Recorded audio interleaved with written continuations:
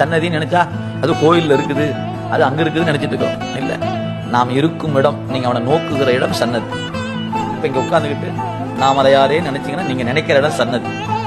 நாமலாம் சாமி சன்னதியில போய் நின்னாத்தான் சன்னதின்னு நினைச்சிட்டு அடிச்சு புடிச்சு முதலால போய் நிக்கிறோம். அடுத்தவன் பார்த்தா என்ன, பார்க்காம போனா நமக்கு என்ன, தள்ளியா முதல்ல நான் பார்க்க காசு கட்டி வந்திருக்கிறேன், நான் பார்த்துட்டு தான் பார்த்துவேன். பின்னாடி வந்து திட்டிட்டு கிடப்பான், என்னத்தையோ திட்டிட்டு போய் எனக்கு நான் சாமி பார்த்தா.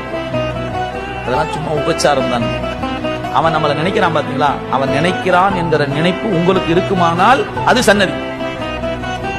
அதனாலதான் எங்கேனும் இருந்து உன் அடியேன் உனை நினைந்தால் அங்கே வந்து என்னோடு உடனாகி நின்றருளி இங்கே என் வினை அறுத்திட்டு எமையாலும் கங்கா நாயகனே கழிப்பாலை மேயானே. அவங்க நினைச்ச இடத்துக்கு அவர் வந்துட்டார், அதுக்கு பேர் தான் சன்னதி. எனவே நான் நினைக்கிறேன் பெருமானே அப்படின்னு நினைச்சா நாம் இருக்கும் இடம் சன்னதி. உணர்வுல வரணும், வெறும் சொல்லாதையோ உபச்சாரத்தோடோ இல்லைங்க. நீங்க ஆட்பட உங்களோட அறிவுக்கு எட்டணும்.